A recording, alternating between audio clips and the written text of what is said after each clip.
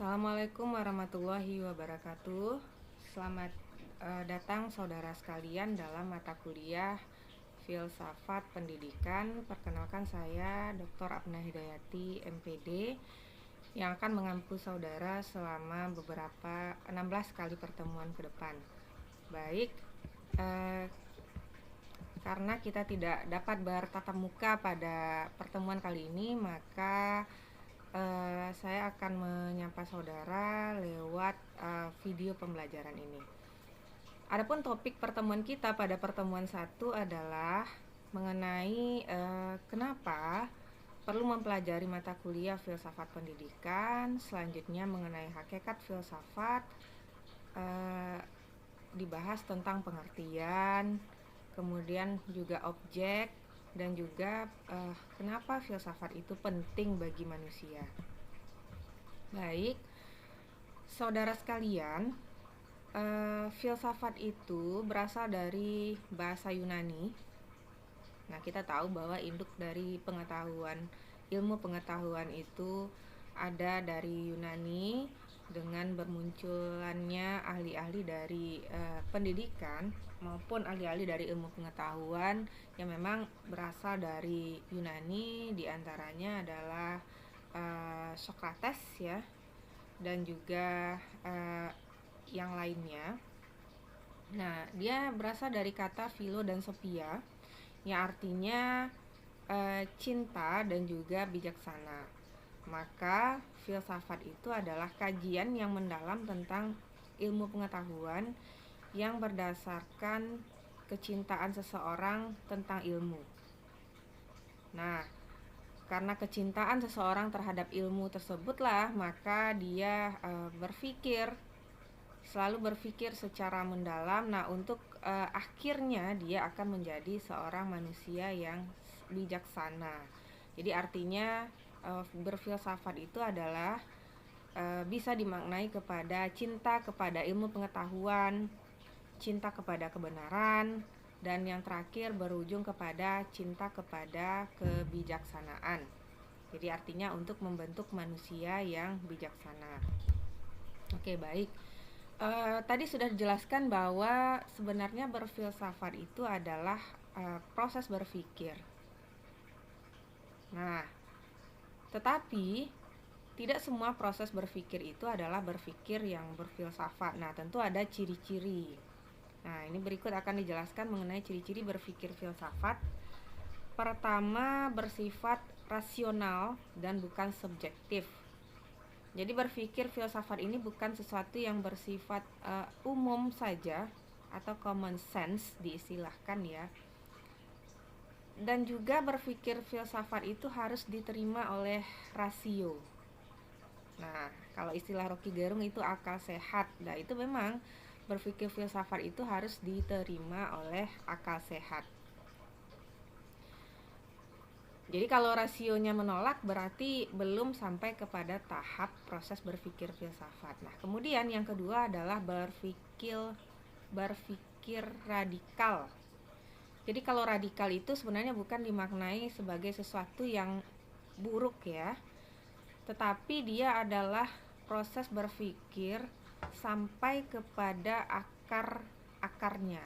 Jadi orang yang berfilsafat, dia tidak langsung menerima mentah-mentah segala sesuatunya, tetapi dia akan menelaah persoalan tersebut sampai ke akar masalah, sehingga pemikiran tersebut dapat dipertanggungjawabkan.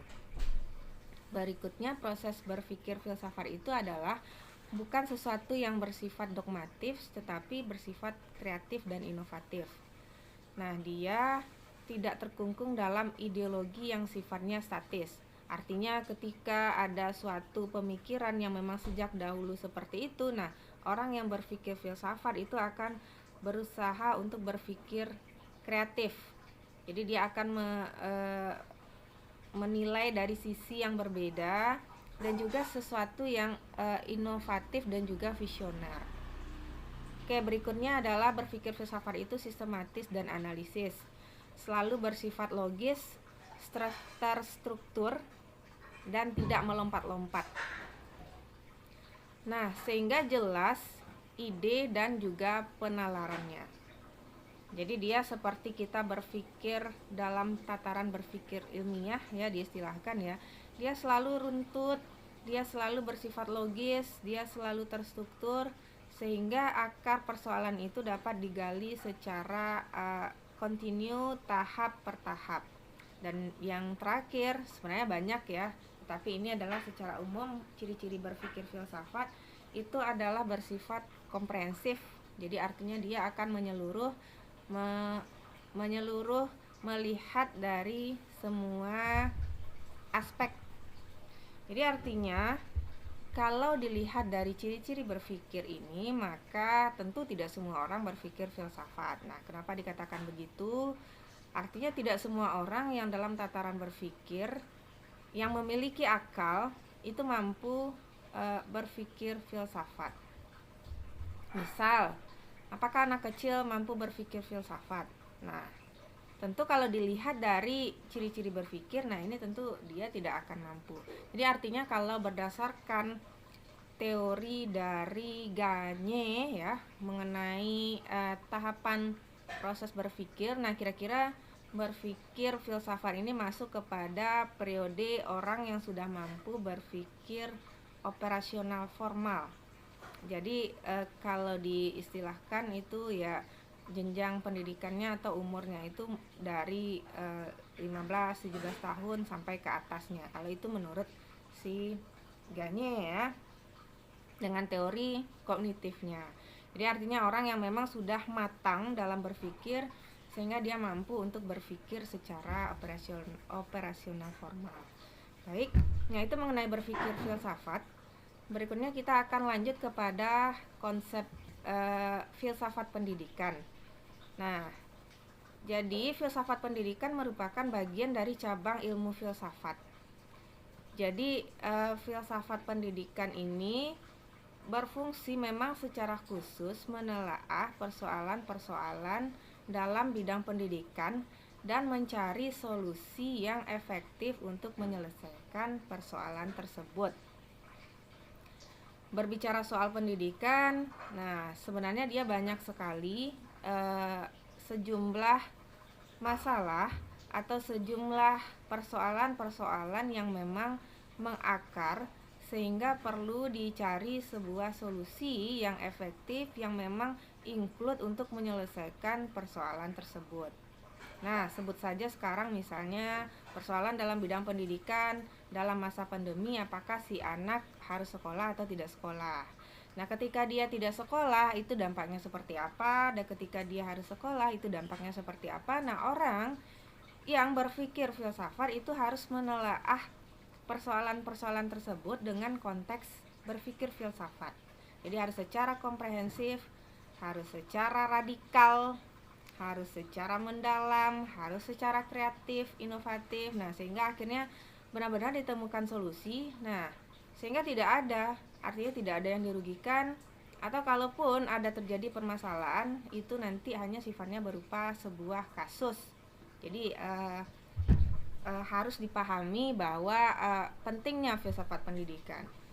Sebagai seorang tenaga pendidik atau orang yang akan bergerak dalam bidang pendidikan, maka saudara perlu untuk memiliki atau mempunyai konsep berpikir dalam konteks berpikir filsafat. Oke, berikutnya kenapa harus mempelajari filsafat? Nah, pertama, manusia itu sejatinya dengan akalnya itu memang perlu mencari jawaban atas semua pertanyaan yang ditemuinya dan tidak dapat menjawab dari kebenaran yang ada. Artinya kebenaran yang nampak. Jadi ada sesuatu yang menurut seseorang itu benar, maka tentu manusia itu dia perlu menelaah apakah itu benar hanya dari sisi permukaan atau benar sampai ke akar-akarnya. Kemudian yang kedua, manusia itu memang selalu dihadapkan kepada permasalahan dan memang perlu dicari penyelesaiannya dalam berfilsafat.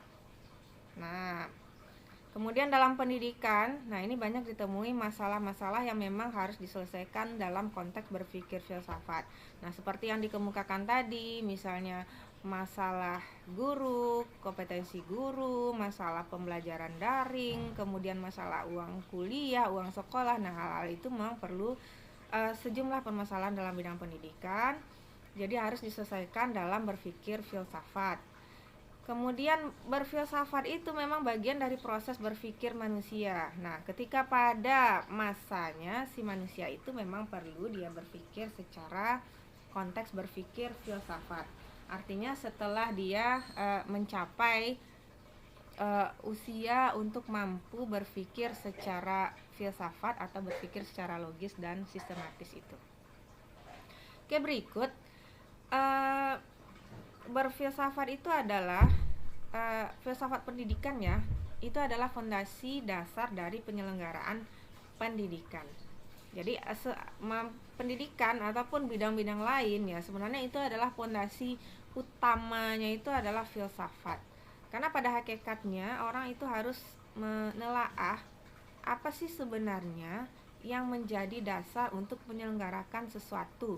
Misalnya dalam bidang pendidikan, yang menjadi dasarnya itu apa. Kemudian dalam bidang ekonomi, yang menjadi dasarnya itu apa. Kemudian dalam bidang sejarah, politik, dan lain sebagainya. Jadi kalau dalam konteks kita pendidikan itu ternyata memang filsafat itu adalah fondasi dasar dalam penyelenggaraan sistem pendidikan. Nah, lebih lanjut tentu kita akan bahas apa yang menjadi fondasi dasar tersebut. Nah, yang menjadi fondasi dasar itu adalah yang menjadi fondasi dasar itu adalah Pancasila. Nah, tentu yang sama juga dengan hakikat apa yang menjadi dasar kita dalam bernegara. Nah, itu tentu adalah Pancasila. Oke, tapi itu adalah kita nanti akan pelajari pada topik khusus ya. Nah, berikut kita menelaah tentang objek kajian filsafat. Nah, objek ya. Jadi apa sih yang kita pelajari dengan berpikir filsafat? Nah, kalau secara teoritis menurut ilmu-ilmu atau menurut bidang-bidang kajian dari filsafat itu ada dua. Pertama, objek material. Yang kedua adalah objek formal. Objek material adalah objek yang menjadikan manusia, objek yang menjadi bahan kajian yang diteliti secara menyeluruh, baik itu secara fisik maupun secara metafisik. Nah, misalnya manusia. Ketika kita mengkaji secara objek material, maka yang dikaji itu adalah manusia itu dari sisi fisik, bentuk, kemudian apa-apa saja yang melingkupi manusia, misalnya ada tangan, ada kaki. Nah, kalau metafisiknya apa ya? Sesuatu yang memang tidak nampak tetapi memang ada, include dari manusia itu, misalnya hati, jantung gitu ya. Itu kan tidak nampak tetapi itu menjadi objek material yang dikaji melalui filsafat. Nah, kemudian ada yang kedua, ada objek formal. Nah, objek formal ini adalah sudut pandang dari mana bahan material itu dikaji. Jadi istilahnya cara yang digunakan untuk ilmu itu sendiri, yaitu bagaimana kita menemukan sesuatu material itu, atau perspektif seseorang untuk memandang suatu objek material. Misalnya kalau dari sisi perspektif, misalnya si manusia itu ditinjau dari sisi ideologi yang dianut. Kemudian manusia itu ditinjau dari pandangannya, sosiologisnya itu seperti apa. Nah, itu disebut dengan objek formal. Jadi antara objek material dan objek formal dalam kajian filsafat itu nanti semuanya include. Nah, sehingga sasaran akhirnya apa? Nah, bahwa itu akan menemukan suatu kajian yang menyeluruh tentang manusia.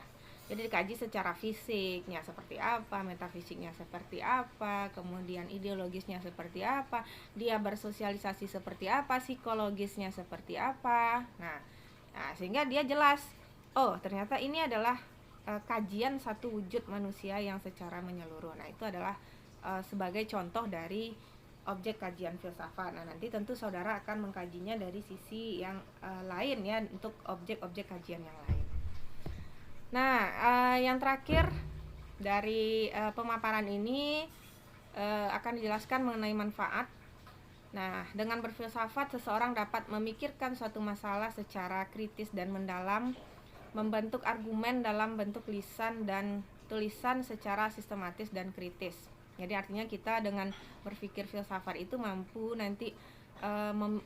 memiliki suatu konsep berpikir yang mendalam dan kritis. Kemudian apalagi, nah orang yang berpikir filsafat itu ternyata dia mampu untuk mengkomunikasikan. Ingat, mengkomunikasikan itu adalah salah satu dari kemampuan abad 21 ya. Jadi kalau seseorang punya ide itu nggak mampu mengkomunikasikan secara efektif, ya tentu itu akan sia-sia saja. Nah ternyata mengkomunikasikan ide secara efektif itu diperoleh melalui berpikir filsafat. Nah, yang berikutnya adalah dengan berfilsafat Anda akan dilatih untuk menjadi manusia yang utuh, artinya mampu berpikir mendalam, rasional, komunikatif, ya apapun nanti bidang pekerjaan Anda, tetapi ketika memiliki berpikir filsafat, maka kemampuan-kemampuan tersebut juga proses berpikir tersebut akan dibutuhkan untuk berbagai lingkup pekerjaan. Nah, kemudian yang terakhir, dengan berfilsafat itu seseorang akan dapat memahami, mempertanyakan sesuatu tentang kehidupan dan juga tentang pengalamannya sebagai manusia. Jadi artinya seseorang yang berpikir filsafat itu dia tidak hanya menerima saja apa yang disampaikan kepadanya, tetapi menerima dengan akal sehat sehingga dia mampu menjalankan sesuatu sesuai dengan apa yang diharapkan dari proses pemikiran tersebut. Nah, ketika dibebankan sebuah aturan, tidak hanya konteks menerima aturan tetapi menelaah, oh ternyata aturan ini gunanya untuk ini. Nah, itu akan berakibat bahwa sesuatu proses itu dapat berjalan secara efektif. Oke, barangkali demikian dalam konteks berpikir filsafat pada pertemuan satu ini. Kita sudahi. Assalamualaikum warahmatullahi wabarakatuh.